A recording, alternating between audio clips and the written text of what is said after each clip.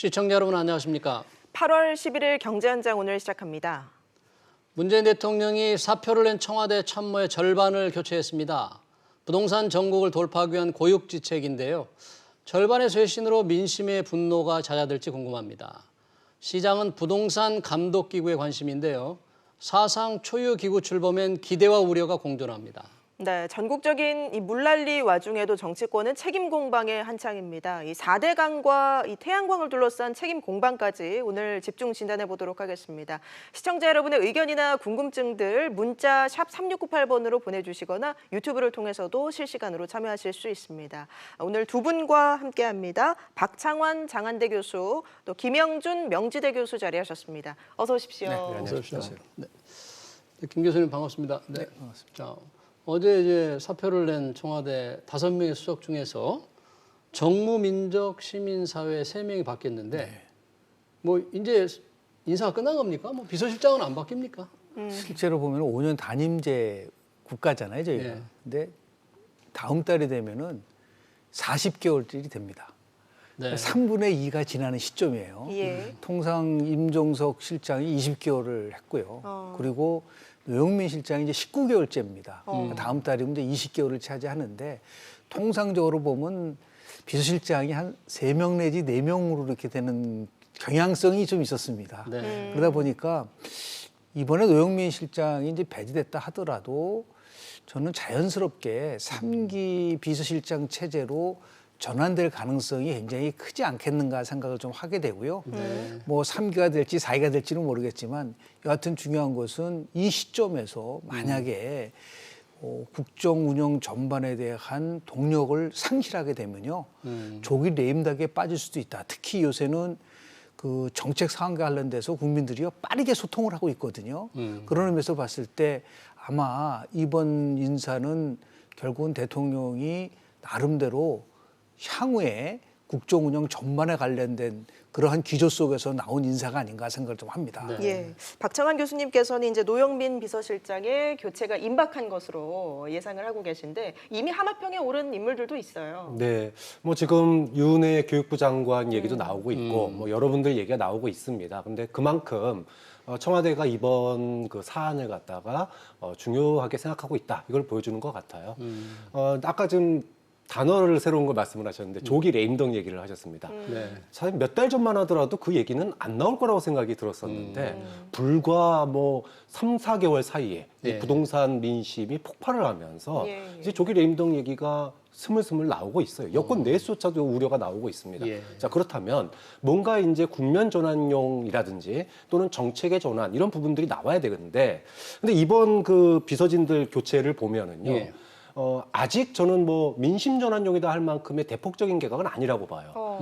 특히 사안이 예. 정책 라인이 안 바뀌었습니다. 그러니까요. 그리고 오히려 예. 정책 라인 이에 뒤에 있는 정무 라인 중심으로 바뀌었거든요. 예. 그러니까 문재인 지금 대통령이 아직은 이제 부동산 정책에 대한 뭐 규제 강화책이라든지 또 새로운 공급 대책이라든지 이런 걸 한참 내놓고 있는 상황에서 소위 전투적인 장수들을 갖다가 교체할 마음은 아직은 없는 거예요. 좀 시간이 지난 다음에 올 가을이나 이럴 때는 모르겠지만 그런데 이렇게 일선의 장관이나 이 현장에서는 부동산 투기와 싸우고 있는데 정작 뒤에서는 도와주지는 못할 망정 이 비서진들이 1가구 2주택 그 매각과 관련돼 가지고 네. 국민들의 지탄을 받는 일이 발생했거든요. 뭐 강남에 2채를 가지고 있다든지 네. 그것 때문에 노영민 실장이 2번이나 국민들 앞에 비서진들 집 팔게 하겠다. 1가구 1주택만 하겠다.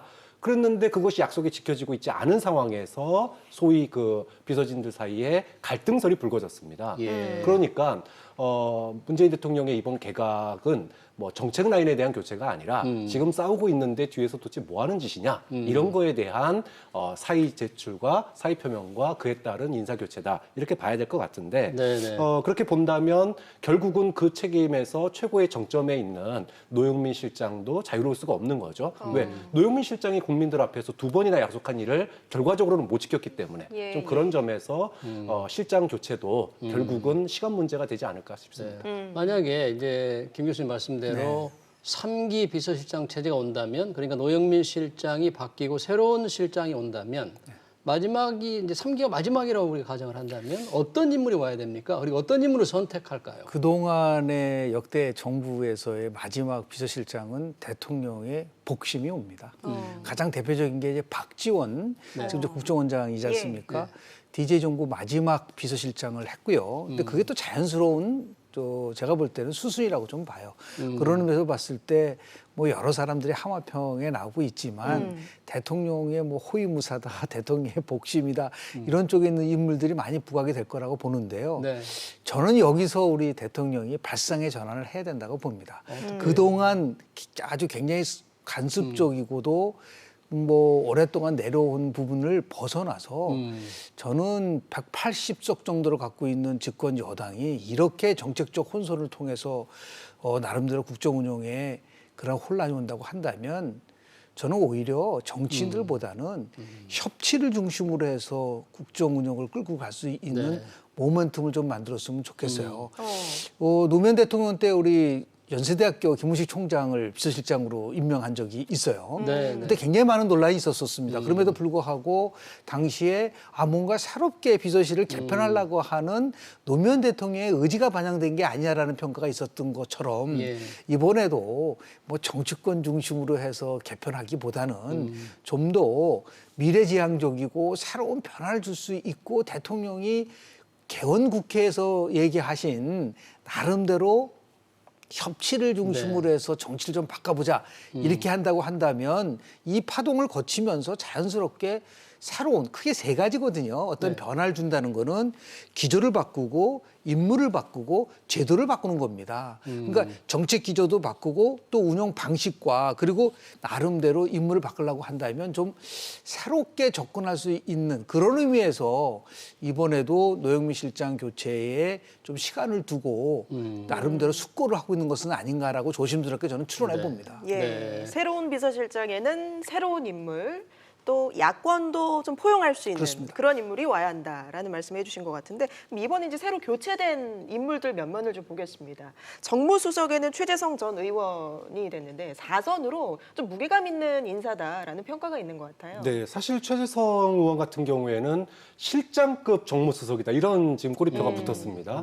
4선이면 사실은 뭐 그동안에도 이제 노영민 실장 후임으로 거론되던 사람 중에 한 분이 이제 최재성 의원인데 정무수석으로 왔단 말이에요. 그렇게 보면 물론 뭐 이유는 있는 것 같아요. 그러니까 야당의 뭐 원내대표라든지 이 야당의 의원들의 선수가 굉장히 지금 높습니다. 그러다 보니까 어느 정도 그것을 좀 배려한 거 아니냐, 고려한 거 아니냐 이런 얘기도 있고 또 임기 마지막 정무수석이 될 가능성이 높기 때문에 어떻게 보면은 여권에서 발생할 수 있는 소위 그 조기 레임더 이런 것들을 조금 누를 수 있는 그런 좀 힘이 있는 그런 정무수석을 원했던 것 같아요. 그런데 그러면 이제 남은 자리는 비서실장 아닙니까? 그러니까 그럼 어떤 비서실장이어야 되느냐? 그럼 복심이라고 불리는 사람을 정무수석에 앉혔으면 저는 비서실장은 아까 교수님 김영주 교수님 말씀하신 것처럼 문재인 정부가 그 동안에는 뭐 평가는 각각 다르겠지만 그래도 코로나 때까지는 그래도 나름 잘했다 이런 평가를 받았지 않습니까? 그런데 결국은 부동산에서 무너졌단 말이에요. 그러면 부동산 민심이라고 하는 게 이게 여야가 엇박자를 계속 내왔어요. 소위 진보 정권에서는 규제 중심이었고요. 그러다가 보수 정권으로 가면 규제를 확 풀었습니다. 이게 몇 번 하다 보니까 이 수요가 부동산 공급에 대한 정책이라든지 규제에 대한 정책이 정권 바뀌면 또 바뀔 거다라고 하는 국민들의 인식이 깔려 있거든요. 그러면 다음 실장은 또는 다음 장관은 이제 정책 라인이 바뀐다고 본다면 그렇다면 국민의 여야를 넘어서 그 어떤 부동산에 대한 장기적인 어떤 플랜을 여야의 합의를 이끌어낼 수 있는 그리고 또 하나가 있죠. 포스트 코로나. 그러니까 부동산 민심과 포스트 코로나에서 여야의 어떤 그 의견을 좀 끌어낼 수 있는 그런 새로운 인사가 정책 라인을 가든지 아니면 비서실장에 오든지 이렇게 되는 게 우리가 무슨 뭐 정권 재창출 여기에만 목적이 있는 게 아니잖아요. 정권 재창출하려는 목적이 뭡니까? 안정적인 정책 수행 그리고 자신이 내거는 새로운 대한민국이라고 하는 거를 갖다가 좀 더 하기 위해서인 거잖아요. 그렇게 본다면 5년하고 끝나는 게 아니라 다음 정권에까지 지금의 개혁 정책과 이런 방향성들이 이어지기 위해선 여야를 넘나들 수 있는 인사가 비서실장이나 정책 라인으로 오는 게 저는 뭐 가장 좋은 방법이라고 생각합니다. 그런데 이번 인사가 이제 부동산 민심 위반을 달래고 진정시키기 위한 인사로 평가가 되는데 정작 이루어진 인사는 부동산 정책의 청와대 정책실장이라든지 물론 앞으로 개각이 어떻게 될지는 모릅니다만 경제부총리나 국토교통부 장관은 현재까지는 뭐 별 문제가 없지 않습니까? 그러면 이 정도의 청와대 개편으로 과연 성난 민심을 달랠 수 있을까 하는 그런 비판도 있죠. 어떻습니까?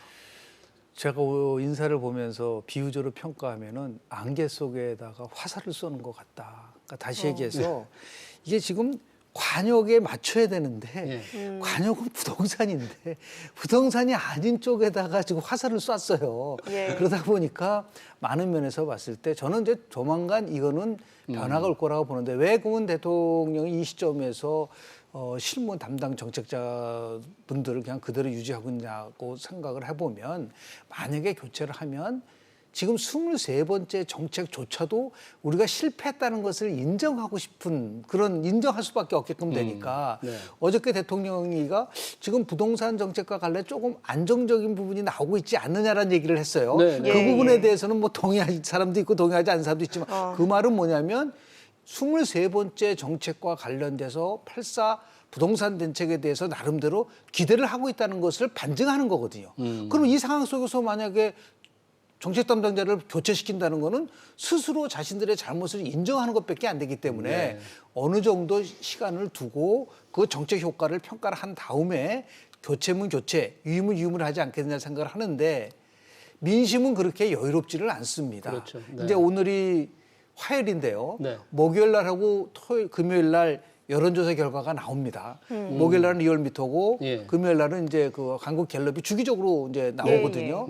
과연 어떻게 변화될지. 다만 지난 월요일 날 발표한 리얼미터 조사에서는 네. 대통령 국정운영 지지도가 이렇게 속 좋지가 않아요. 예, 부정적인 아주 의견이 부정적인 것이 과반을 과반을 이상을 넘었습니다. 차지하고 예. 있고 그리고 정당 지지도 굉장히 근접해 있기 때문에 네. 이런 상황 속에서 부동산 민심을 잠재우기 위해서 정책 담당자를 교체하지 않은 상태에서 그게 가능할까에 대한 부분도 있지만 여하튼 조금 더 지켜보겠다라는 것이 대통령의 심중인 것 같습니다. 근데 김 교수님이 이제 안개 속에 화살을 쏜 듯한 그런 인사 같은 평을 하셨는데 한 분에게는 정확히 쏜 것 같아요. 김조원 민정수석. 이 두 채 아파트 때문에 문제가 됐잖아요. 그리고 지금 보도되기로는 조금 나가는 뒷모습이 좀 아름답지가 못했다 이런 평이 있던데 어떻게 그 평가를 하셨습니까? 네, 뭐 저도 이제 정책 라인에 대한 교체는 조금 시간이 걸릴 거라고 봐요. 지금 한참 대책, 뭐 투기 규제 대책이라든지 또 새로운 공급 대책 이런 걸 내놓고 있는데 지금 바꿔버리게 되면은 뭐 부동산에서 손 떼겠다는 걸 신호로 잡힐 수 있기 때문에 지금 당장 정책 라인에 대한 교체는 없을 거로 보입니다. 그럼 이번 김조원 수석과 관련된 얘기를 하면. 예.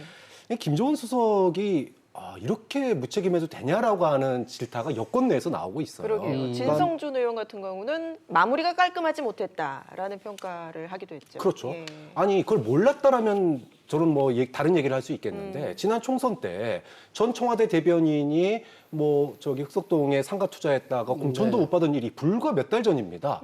그랬는데 그거를 본 정무수석이 지금 국민의 지탄을 받게 된 강남 두 채 중에 한 채를 팔라고 한 것에 대해서 버텼단 말이에요. 결과적으로 지지층이 거기에 대해서 분노를 표시하면서 지지층이 대거 이탈하고 있는 조짐이 보여요. 사실은 다른 문제는 뭐 정책적으로 원래 보수니까 이렇게 비판자들을 공격할 수 있지만 지지층들이 등을 돌리게 만드는 건 굉장히 어려운 문제거든요. 그런데 김조원 수석이 두 채 팔지도 않았고 네. 또 그 문제로 노영민 수석과 갈등했다는 얘기가 지금 바깥에까지 들리고 있고 네. 또 떠나면서 나머지 수석들은 다 그 보좌관 회의 대통령이 예, 참석하는 네, 수보 회의에 네. 다 참석을 했고 마지막에 기자들한테 고별 인사까지 다 하고 갔습니다. 원래 청와대 수석들이 떠날 때는 청와대 기자실에 들러서 이제 그간의 소회도 얘기하거든요. 그렇죠. 그동안에 자기가 잘한 거, 또 아쉬운 그렇죠. 거 이런 네. 얘기 하고 가는데 근데 김조원 수석은 아예 마지막 날 회의도 나오지 않았고 기자들한테 어떠한 얘기도 없어요. 그렇다면은 이것만큼 무책임한 일이 어디 있느냐. 좀 이런 점에서 당연히 여권 내에서 사실은 이번 인사의 원인이 된 사람의 핵심 중에 한 사람이 김조원 수석인데 나갈 때 마무리를 잘하고 나가셔야죠. 좀 그런 점에서 굉장히 아쉽다라고 얘기하고 싶습니다. 네. 예. 그런데 보니까 이제 이번에 새로 되신 세 분의 수석을 보니까 뭐 1주택자 이거는 이제 무주택자인데 앞으로는 2주택을 가지고서는 도저히 고위공직자나 이런 될 생각 자체를 못할 것 같아요. 예, 인사 기준이 될 것 같아요. 심상정 정의당 대표께서는 아예 그걸 법으로 공직자는 네. 1주택자를 해야 된다. 물론 네. 이게 과다하다라는 말도 있었지만은 조금 전에 우리 말씀하신 거를 농축해서 말씀을 드리면 노영민 비서실장 리더십이 붕괴된 거예요. 다시 얘기해서 물론 저는 그렇다고 해서 김정은 전 수석의 행태에 대해서 인정하고 싶지는 않아요. 왜냐하면 다주택자를 압박을 해서 집값을 안정시키겠다는 것이 이 정부의 핵심 정책 기조라면 다른 거는 몰라도 청와대 수석은 여기에 적극적으로 동조했었어야 되는 거죠. 그런데 아니 어떻게 6개월 전에 얘기했었던 거를 진행이 되지 않았는데 거기에 또 핵심은 노영민 비서실장도 책임이 있었던 거예요.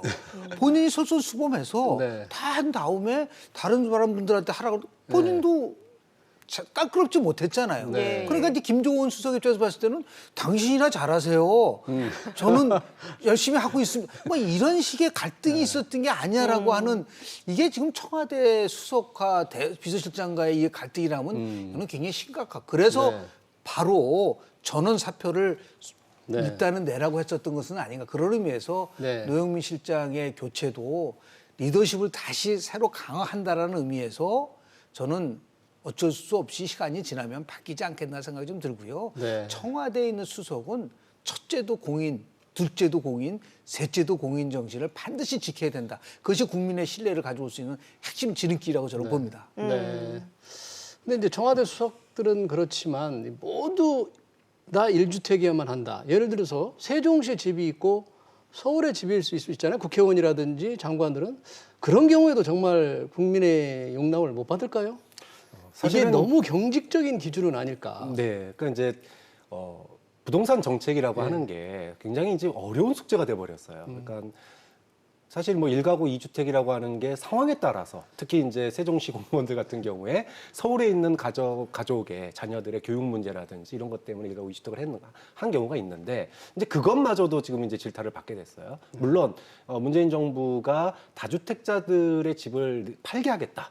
그리고 집을 많이 가지고 있는 게 오히려 이제 과세라든지 이걸 통해서 이제 투기를 잡겠다라고 약속을 했기 때문에 그 약속을 지킨다라고 하는 의미에서는 의미가 있지만 실제로 거주하고 있는 1가구 2주택이라도 거주하고 있는 데까지 하는 거는 좀 너무 나간 거 아니냐. 그리고 그것이 예를 들어 그 가격도 같이 고려를 해야 되는 거죠. 예. 그런데 그거를 그냥 일도 양단식으로 2주택이면 안 되고 3주택이면 안 된다는 식으로 하니까 결국은 그 수에 자신들이 이제 말려든 게 아닌가. 그래서 저는 문재인 정부가 네. 정책 실패는 어느 정도 좀 인정을 할 필요가 있다고 봐요. 그러니까 선택과 집중을 할 필요가 있다고 봅니다. 왜냐하면 아니 최저임금 10,000원은 공약한 지 불과 1년 만에 국민 앞에서 그렇죠. 대국민 사과했어요. 못 지키겠다고. 네. 아니 그럼 최저임금 10,000원조차도 금방 뭐 1년, 2년 안 돼가지고 폐기했는데 네. 부동산 정책은 왜 그게 안 됩니까? 그러니까 지금 아까 뭐 안개 속에다가 화살 쏘는 기분이라고 하셨는데 부동산 규제책 나올 때마다 이번엔 될까?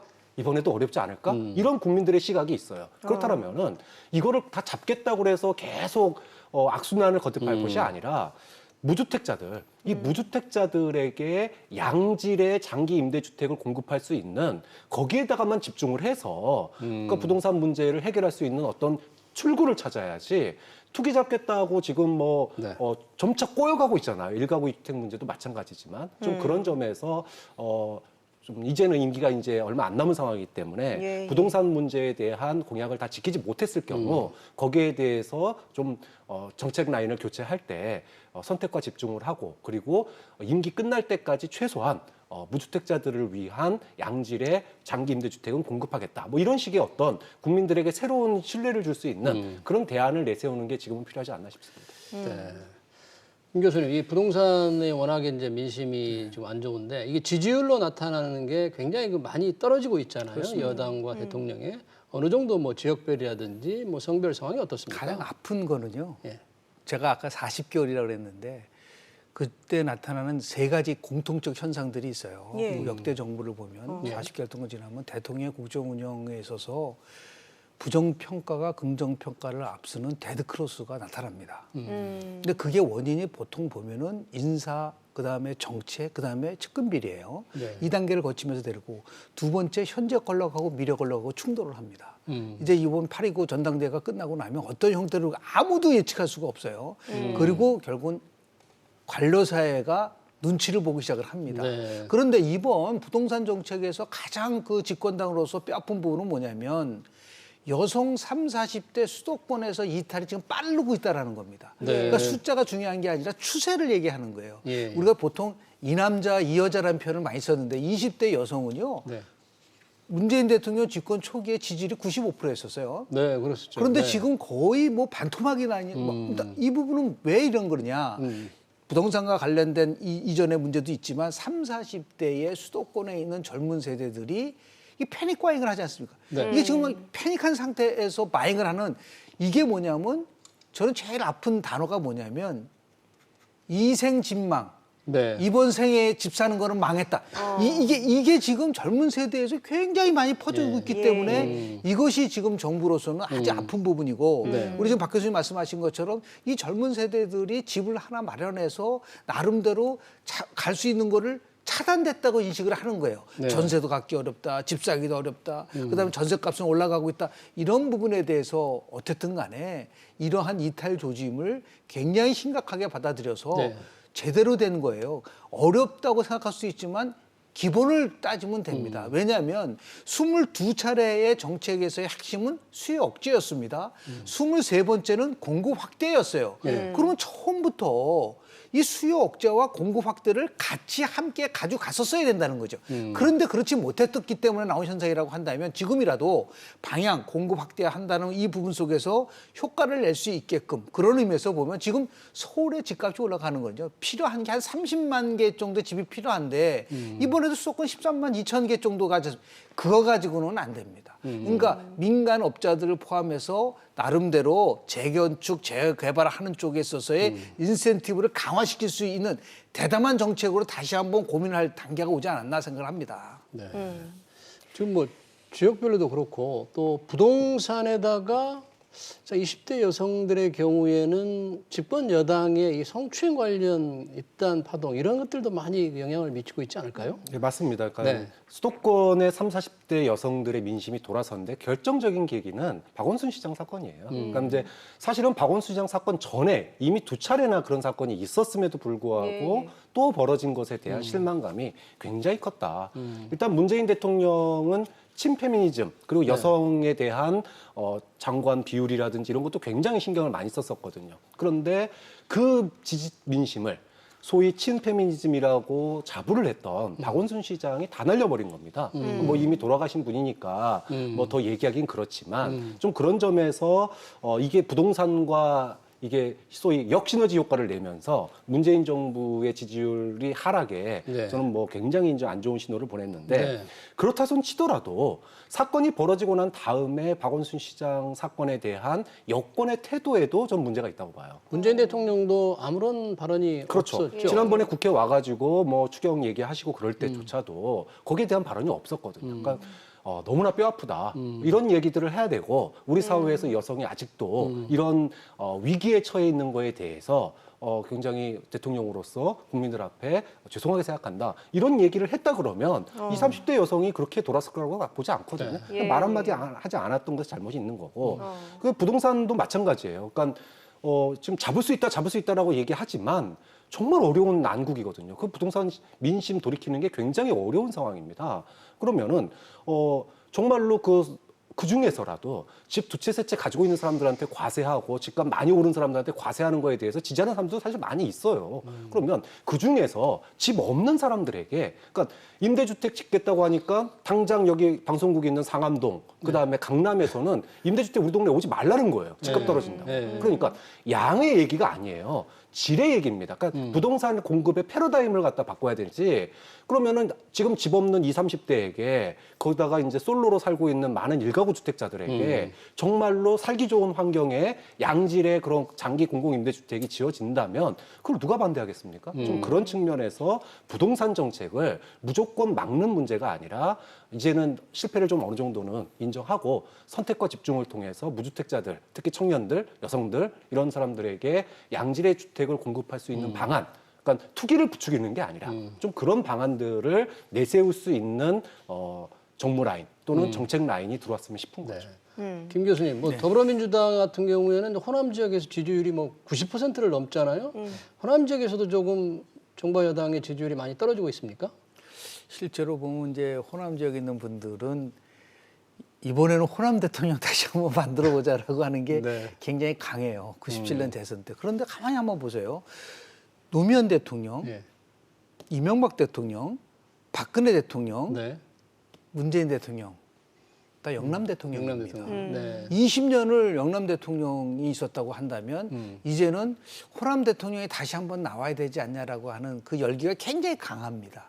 그래서 이번에도 보면 뭐 총선 때 압도적이잖아요. 28, 27곳을 네. 승리를 했는데 네. 그럼에도 불구하고 지금 뭐 조금 떨어졌다 하더라도 워낙 그 높기 때문에요. 평균적으로 호남 지역에서 문재인 대통령의 지도가 평균 한 70% 정도가 나옵니다. 그렇기 때문에 상당히 높은 지지인데 그럼에도 불구하고 이렇게 장기적으로 정책 실패에 의해서 대통령에 대한 지지가 이렇게 끊임없이 추락한다고 한다면 새로운 특단의 조치를 취할 거라고 보고요. 그래서 저는 8월 29일 민주당 전당대회에서 새 당대표가 선출이 되면 그 사 당대표를 중심으로서 당청 관계도 정립을 하고 그렇게 하면서 뭔가 새로운 변화를 줄 수 있을 때까지는 현재 추세를 이렇게 급반등하기는 좀 어렵지 않겠나 생각을 좀 합니다.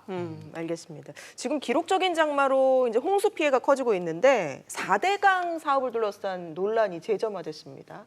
야당은 4대강 덕분에 피해를 이 정도 그래도 막을 수 있었다. 여당은 아니다. 예, 어떻게 보십니까? 아니, 당장 국민들이 지금 수해로 피해를 보고 있는데 옛날에 내가 잘했다, 잘했니, 못했니 싸우는 것 자체가 웃긴 거죠. 국민들도 다 기억합니다. 4대강의 출발점은 대운하였고 대운하가 안 되니까 물 부족 국가라고 그랬어요. 홍수 문제가 아니었습니다. 물 부족 국가니까 물을 담아서 그것을 공급하기 위해서 보를 만든다고 했어요. 그런데 그것의 부수적인 효과가 사실은 홍수 조절 기능이거든요. 그런데 그 부수적인 효과, 자신들이 정작 하려고 했던 일이 아니에요. 그 부수적인 효과 가지고 이거 막았기 때문에 지금 홍수 못 막았다 이렇게 얘기하는 거는 너무나 경광부회죠. 또 야당이 그렇게 얘기하는 거에 대해서 국민들이 모르는 게 아닙니다. 국민들도 4대강 왜 만들었는지 뻔히 다 알아요. 그리고 실제로 영산강은 4대강 안 만들어서 무너졌다고 하지만 거꾸로 섬진강. 섬진강은 네. 근데 낙동강은 4대강 만들었는데도 무너졌단 말이에요. 그걸 둘러싼 전문가들의 견해도 다릅니다. 예. 그런데 일방적인 주장이잖아요. 네. 그러면 대통령이나 여권에서도 한 귀로 듣고 한 귀로 흘리면 될 건 국민들이 판단할 겁니다. 거기에 대해서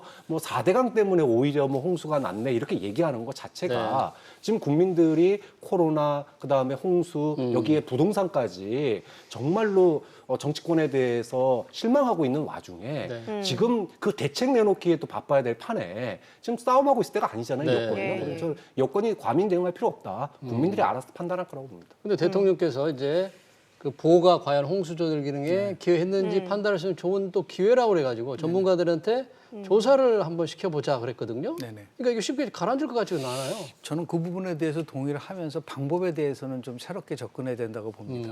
지금 감사원도 제가 볼 때는 4대강 감사를 한 4번 이상 한 것 같은데요. 근데 정권마다 다 달라요.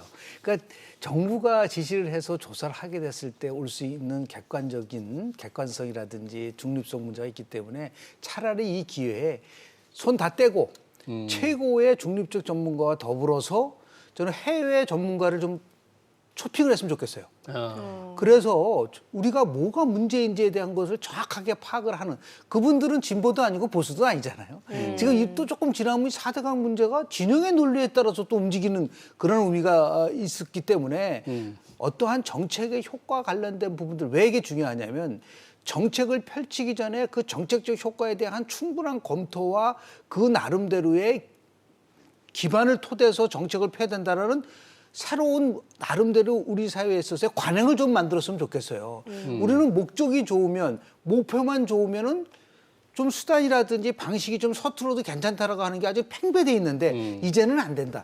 정책 효과성에 대한 것을 아주 냉정하게 우리가 평가하는 그런 계기를 만들기 위해서라도 여야 진보 보수를 넘어서서 확실하게 이 부분에 대한 효과성에 대한 평가가 한번 이루어졌으면 좋겠다는 게 제 개인적 생각입니다.